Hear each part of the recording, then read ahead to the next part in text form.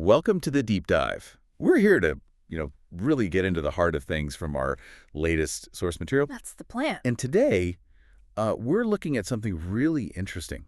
It's this pattern, maybe a bit frustrating sometimes, that you've probably noticed. Mm-hmm.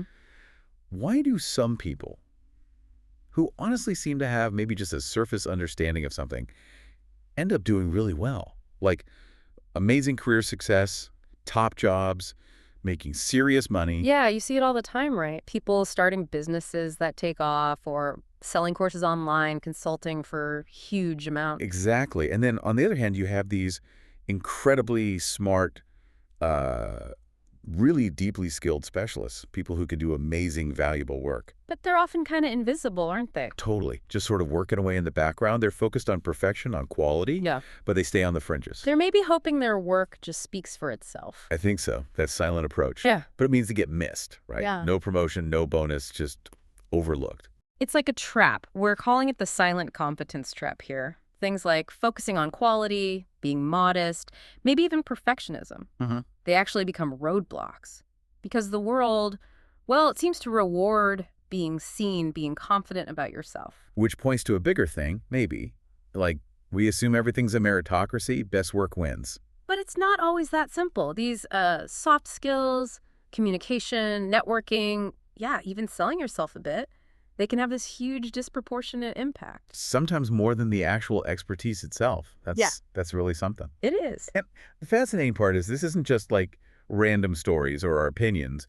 There's actually a psychological reason for this. Right. It's grounded in cognitive psychology. Yeah, something many of you listening might have heard of, the Dunning-Kruger Effect. Exactly. Dunning-Kruger gives us a pretty solid scientific way to understand this whole thing. Why smart people doubt themselves, hold back. While others, maybe less informed, seem so sure of themselves. Unshakably confident sometimes. And often unjustifiably so. That's the key. Okay, so let's unpack that. For anyone who's maybe just hearing about this, how would you define the Dunning-Kruger effect, like in simple terms? Okay, so at its heart, it's a cognitive bias. People with low skill or knowledge in some area, they tend to massively overestimate how good they actually are. Okay, overestimating. But then people who are highly skilled, really knowledgeable, they tend to underestimate their abilities. That's the paradox right there. That's the paradox. The less you know, the more confident you feel. And it's not really arrogance. It's more like a blind spot. You don't have the knowledge to even see your own mistakes or how much more there is to know. Wow, so your lack of knowledge actually fuels your confidence because you can't see the gaps. Precisely. And the story of how this whole idea came about is just wild. It involves lemon juice. Oh, yeah. It's stranger than fiction. It starts back in 1995. This guy, MacArthur Wheeler, Okay. he robs two banks in Pittsburgh. Broad daylight. No mask. He's actually smiling at the security cameras. Smiling while robbing a bank yeah.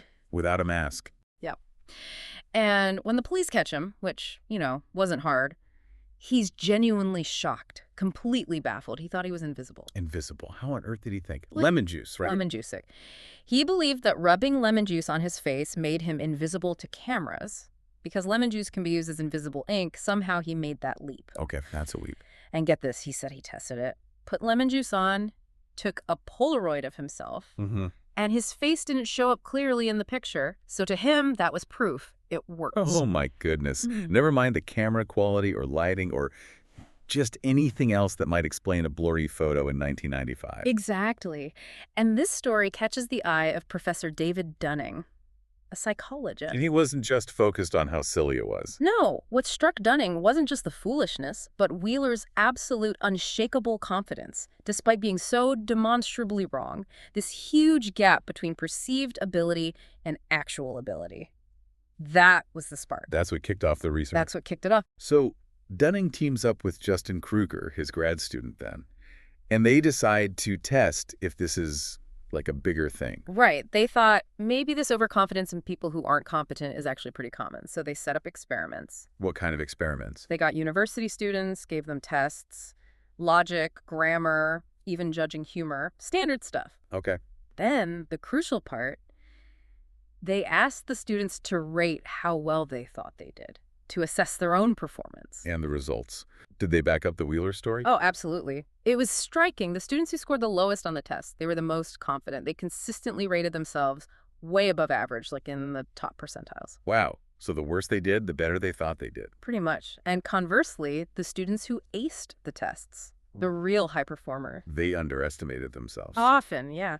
They tended to doubt their scores, maybe thinking the tests were too easy or that they should have done even better. So it wasn't just a one-off anecdote. It's a real, measurable bias. Empirically confirmed. That's the Dunning-Kruger effect. Okay, but why? What's happening inside our heads that lets this happen, this disconnect between reality and confidence? Well, a big part of it seems to be the brain just really doesn't like feeling uncertain or foolish. It's uncomfortable. Cognitive dissonance, right, that clash. Exactly. Yeah. So to save energy and avoid that discomfort, the brain kind of papers over the cracks. It fills in the missing bits of understanding. Creates a complete picture, even if it's wrong.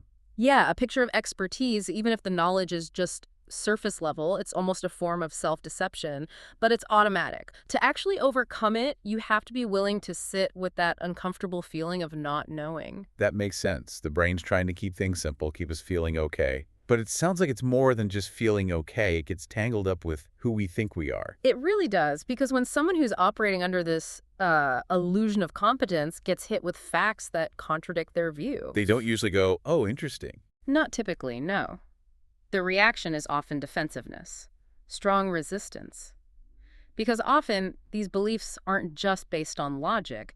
They're tied into their identity, their sense of belonging, their tribe, you could say. So if you challenge the belief, you're challenging them or their group. Exactly. It feels like a personal attack or an attack on their community. So they dig in, they defend aggressively, rather than being open to the new information. There's a term for that, isn't there? Something about tribal. Yeah, sometimes called tribal epistemology of resistance. People fiercely protect beliefs, even wrong ones, if they feel those beliefs are part of who they are, part of belonging to their group. Which means just throwing facts at someone isn't always going to work if their identity is wrapped up in the belief. Often it's just not enough. It goes deeper than just facts and logic when identity is involved. That is, yeah, that's mind-blowing, actually. Yeah. So, okay, if you understand this is happening, how does someone actually move along the path? How do you, listening, go from being a total novice to a real expert? Well, the Dunning-Kruger model itself actually maps this out. It's usually shown as a curve with 4 stages, and it's definitely not a straight line up. Right, it's counterintuitive. What's the first stage? The first stage is often called, kind of dramatically, the peak of stupidity, or maybe Mount Stupid. Okay, peak of stupidity. Sounds promising. Yeah.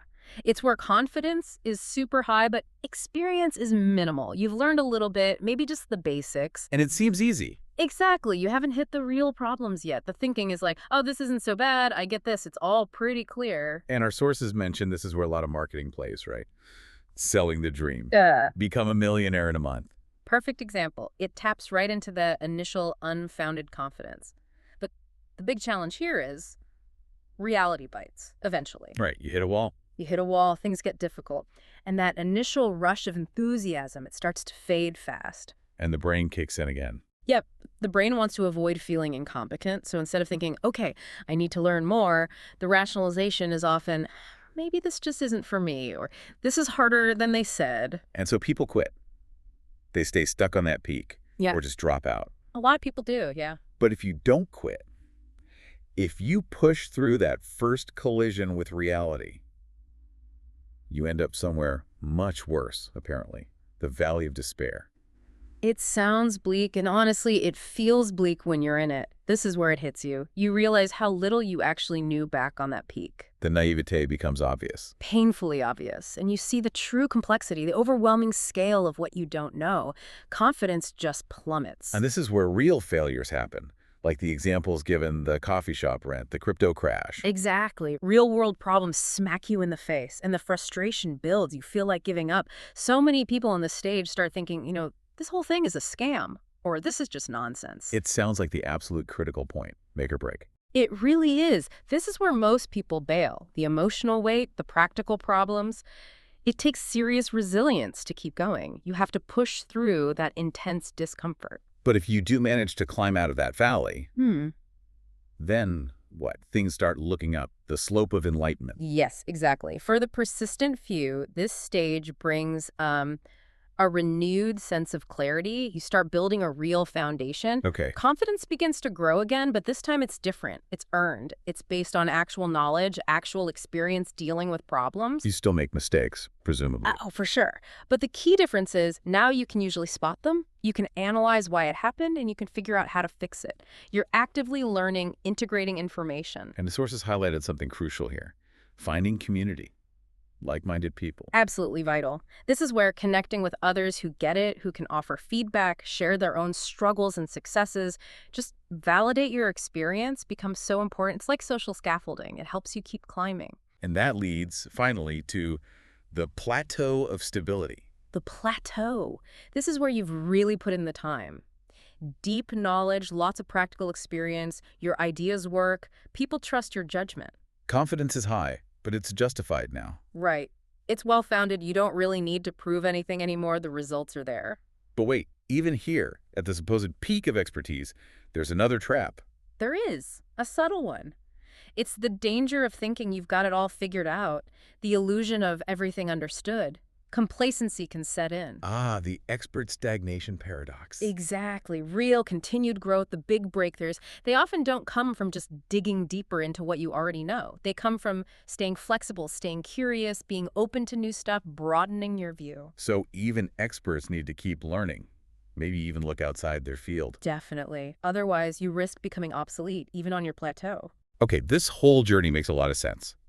But it brings us back to that initial puzzle. If competence is so valuable, why does it seem to hold back intelligent people sometimes?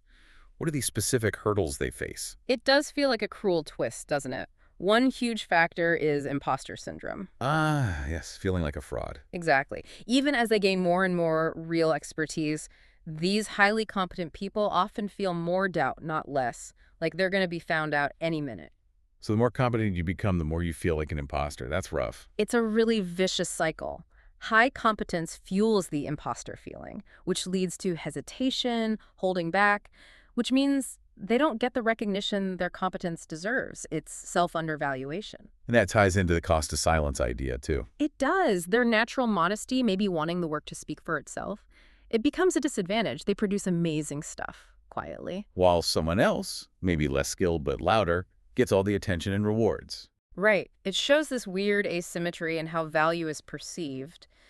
Quiet quality often loses out to confident self-promotion. The market, so to speak, often rewards the appearance of value as much as the substance. That's tough to swallow, but probably true in many cases.